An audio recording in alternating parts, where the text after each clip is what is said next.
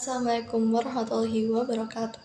Jadi pada hari ini aku akan mempresentasikan tentang anak-anak yang berkebutuhan khusus dalam belajar.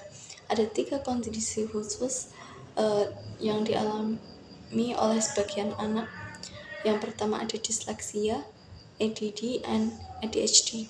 Disleksia ini anak-anak yang kesulitan dalam merangkai sebuah kata-kata dan memahami suatu informasi. Sedangkan ADD adalah Attention Deficit Disorder, yaitu anak-anak yang kesulitan dalam fokus belajar, mereka sulit untuk terus memperhatikan.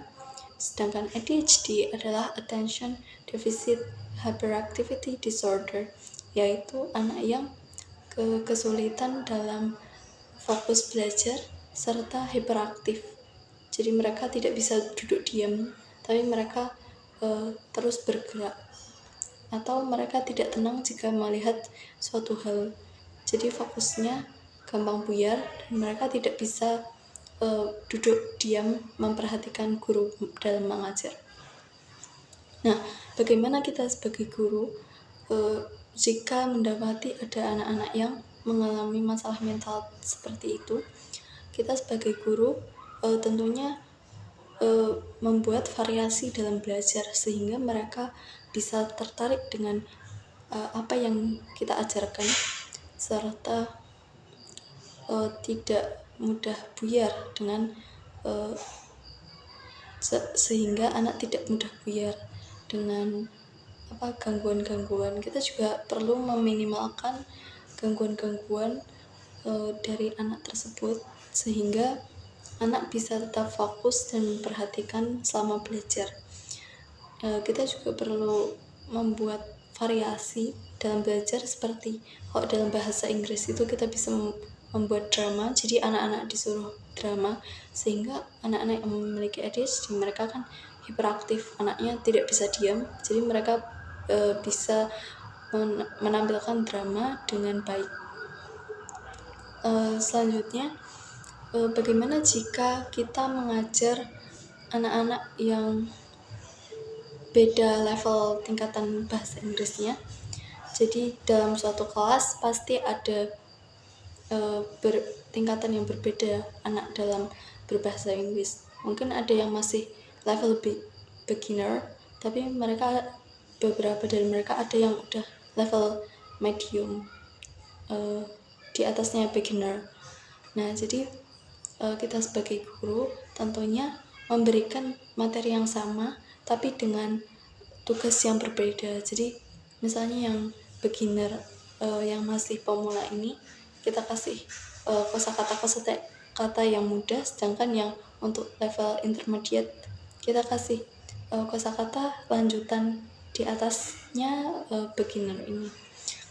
Selanjutnya, bagaimana jika kita mengajar dalam kondisi kelas yang besar, sangat banyak anak-anaknya, kita tidak bisa fokus memperhatikan mereka satu persatu, bukan? Jadi kita sebagai guru membentuk mereka dalam kelompok-kelompok. Jadi kita lebih mudah memperhatikan satu kelompok, kemudian kelompok berikutnya, daripada kita memperhatikan satu persatu individu.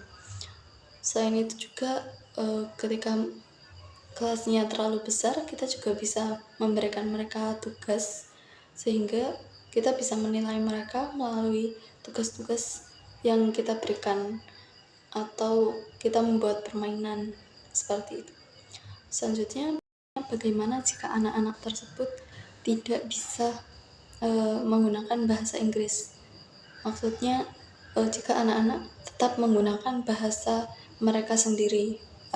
Kalau di sini kita menggunakan bahasa Indonesia, anak-anak lebih sering menggunakan bahasa Indonesia ketika pelajaran bahasa Inggris daripada menggunakan bahasa Inggris dalam pembelajaran. Nah, kita sebagai guru tentunya mengingatkan mereka agar mereka terus menggunakan bahasa Inggris walaupun sedikit-sedikit, tapi kita terus berusaha mengingatkan mereka untuk tetap menggunakan bahasa Inggris ketika kelas berlangsung.